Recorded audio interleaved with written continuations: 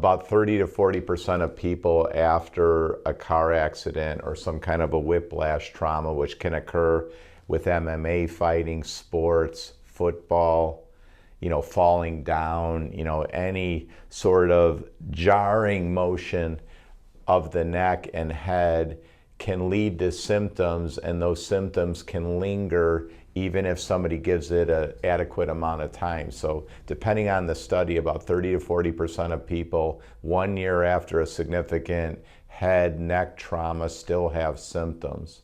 And I'm going to explain what I think causes the majority of those symptoms. And in a nutshell, my experience having done this for 30 years and written papers on it, and we'll talk about one of the papers, it's almost always from ligament injury that goes undiagnosed, causing joint instability, neck instability, and that leads to neurologic problems in the spinal cord, the brain, the vagus nerve, and can give you a myriad of symptoms.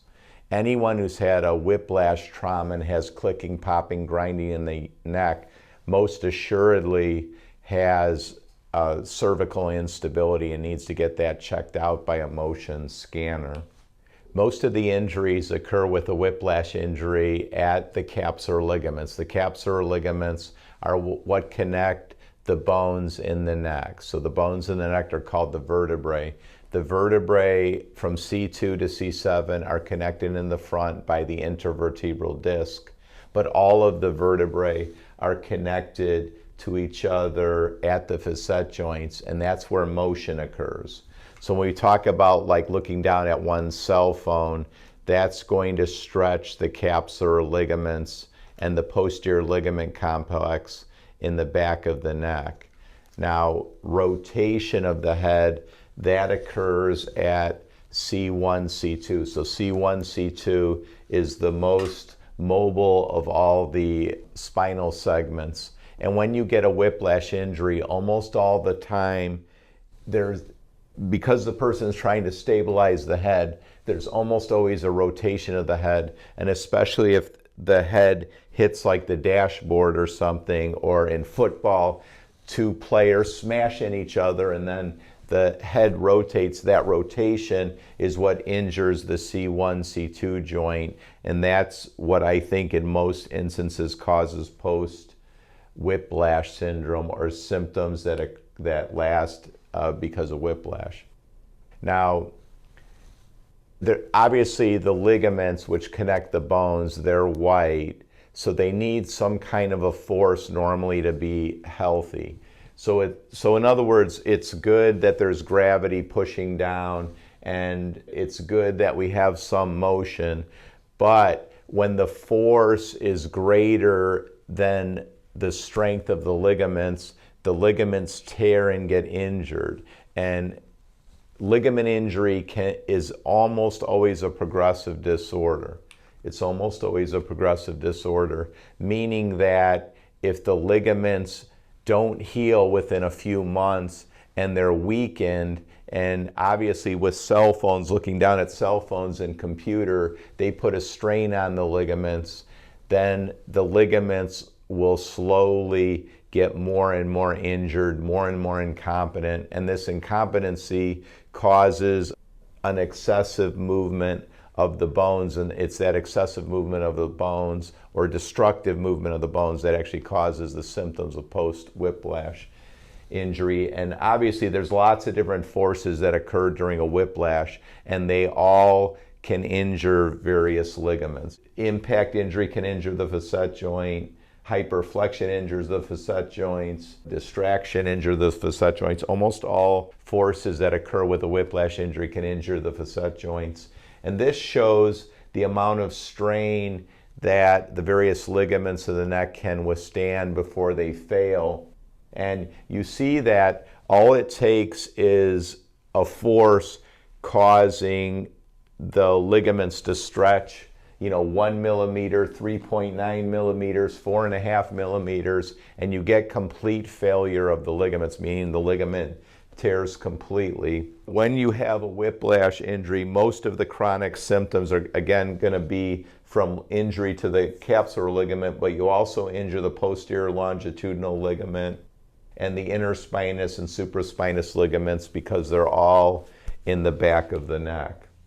And this is just an illustration showing an injury to the capsular ligaments. And again, there's capsular ligaments all throughout the spine, and where the bones move, like when your spine moves, the movement is primarily occurring at the facet joints. So those are the most important ligaments that need to be tightened with prolotherapy, or if you're going to treat the chronic ligament injury that causes post-whiplash symptoms. And there is a myriad of symptoms. Obviously, neck pain, worsening pain with neck motion.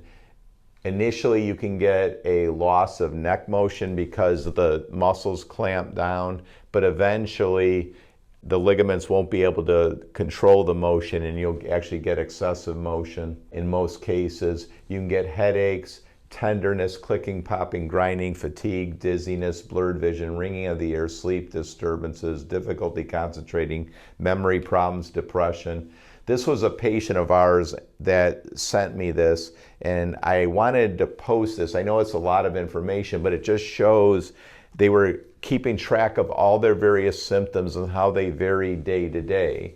So you can see here, this person had, on a scale of 0 to 10, I think it was. No, it was 0 to 5.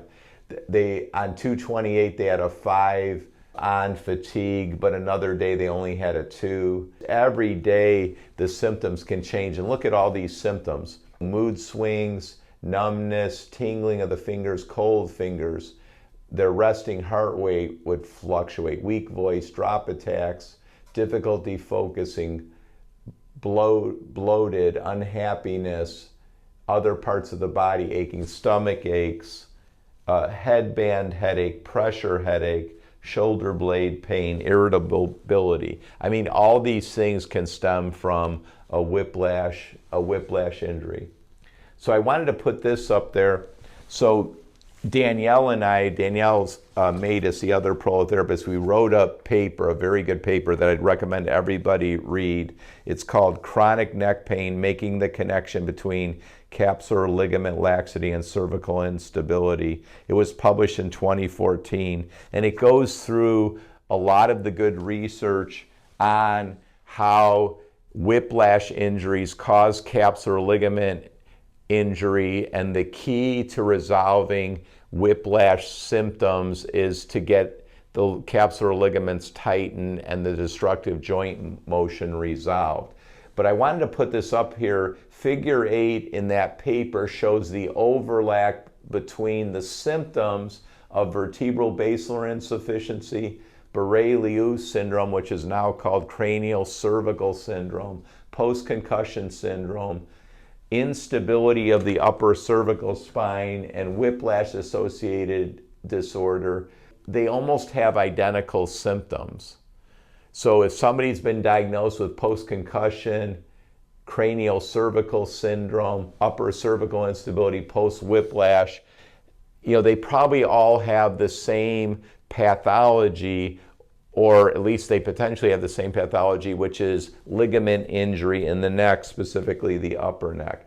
And we have to realize ligaments are meshes. So if you had a fishing net and it had these various tears in it, that fishing net is not going to be strong. So how would you repair that? Well, you would actually have to repair the whole thing there and the whole thing there. The treatment to repair ligaments is prolotherapy.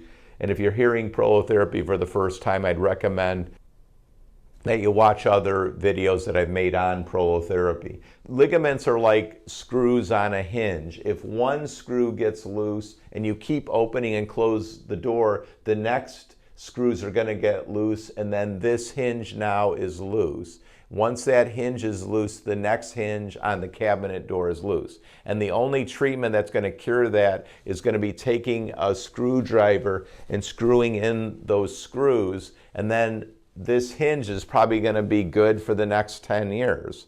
So if you have a ligament injury here, eventually the other capsular ligaments are going to get injured, and the treatment will be to tighten all the screws, tighten all the ligaments, and the way to do that is with an injection technique called prolotherapy. Prolotherapy stimulates the repair of structures such as ligaments to resolve joint instability. And then this just shows that you can have capsular ligament injury and it can eventually impinge on the cervical sympathetic ganglion, the vagus nerve, and we all know the vagus nerve innervates many, many important structures. And eventually, if the ligaments, so somebody gets a ligament injury, so the ligaments here are injured and they're weakened. So what happens is instead of having this kind of a curve, eventually the cervical curve will break down and somebody will have a curve like that, which I term cervical dystructure. So if you've had a neck x-ray and the doctor has said, oh my gosh, your neck curve is terrible, you probably have ligament injury, and part of the resolution of getting over your symptoms is going to be prolotherapy. So if you have ligament injury in the neck can change to the point where the fluid flows into and out of the brain are compromised. So imagine if the brain could not get enough circulation. For instance, a person turns their head because of ligament injury from a whiplash injury, then obviously you'd get dizzy, you might get vertigo just because the blood supply got cut off because you turned your head. Also, the spinal canal's right here, so if the vertebrae are moving too much, cerebral spinal fluid flow can get blocked. If the vertebrae get too far forward, because that's what's going to happen, right? If the tightening structures are back here, the ligaments that are injured, the vertebrae are going to go forward, and that can eventually cause the jugular veins to close off. The jugular veins need to be open for brain pressure to be normal. The brain, when you sleep at night, what's supposed to happen is the jugular veins are supposed to be open so the brain can get rid of all the waste products, all the toxins during the night, and that's why you're supposed to feel refreshed when you get up in the morning. So if you get up in the morning and it's like you haven't even slept or you can't sleep, it may be that what's happening is your jugular veins aren't open, so the brain can't restore itself, refresh itself, and that's again another sign that there's a breakdown of the cervical curve. So in addition to prolotherapy in our office, we'll also do curve correction. And again, there's lots of different tests to see if there's ligament damage. The main one we use in the office is called digital motion x-ray, but there definitely are times where I'll order a upright flexion extension MRI. So if you look at this, so this is C2, C3, C4, C5. So C2, C3, C4, C5. So this is in the neutral position, in the flex position, and in the extended position. So if this person just had an MRI in the neutral position, C2, 3, 4, 5. So the doctor would say, no, C4, 5 is fine, but it's only manifested the ligament injury if during the flexion view. So in other words, the vertebrae are together, meaning that the ligaments are probably okay. But when you put the ligament under stress by flexing, what happens is the one vertebrae moves excessively in front of the other. So that means the ligaments, the posterior ligament complex is not doing its job. It's injured and it needs to be repaired. So this particular person would probably get the majority of the symptoms with flexion, right? If this person sleeps on their back and they have a bunch of pillows, right, that's the flex position. So that could be why they have such severe headache and head pressure and neck pain during sleeping. So a better position for this person to sleep would be in the extended position. The vertebrae are together, so sleeping on the side with the neck extended might be a better position, or sleeping on their back but not in the flex position, sleep on the back with pillows underneath the neck, which would put the curve in the right lordotic position. So this is lordosis right there.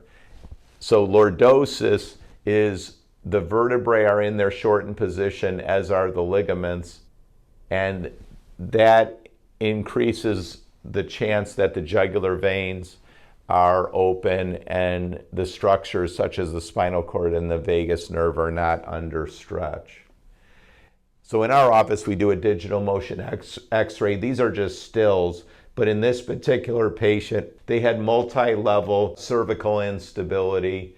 Their C2 was rotated, and they obviously had a breakdown of the cervical curve there.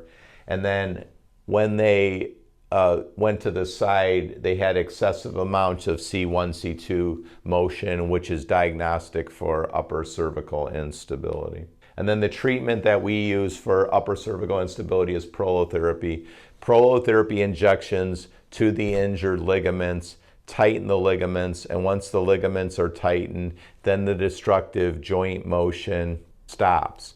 So let's go through why some certain symptoms might go away when the ligaments are tightened. Well, it turns out right here is where the C2 nerves come out, and the C2 nerve forms the occipital nerve. So if somebody had whiplash and they had severe pain that zinged up their head, and the doctor said you had occipital neuralgia, well, it could be the occipital neuralgia is occurring because the nerves are getting stretched and compressed because of the excessive motion.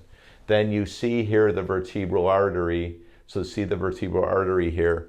So if you have upper cervical instability, it can kink the vertebral artery and give dizziness and vertigo. Because the vagus nerve innervates the heart, the lungs, the stomach, the digestive tract symptoms such as constipation, irritable bowel, bloating, all these symptoms, leaky gut, they can all have stemmed from a whiplash injury, injuring the ligaments, causing stretch on the vagus nerve, so the stomach isn't innervated normally, or the digestive tract, and then it doesn't function good. Dysphagia or swallowing difficulties, changes in voice quality, inability to sing, these can all stem from vagus nerve problems because the vagus nerve innervates the larynx, the esophagus. So problems with swallowing or gastroesophageal reflux can all be from the vagus nerve.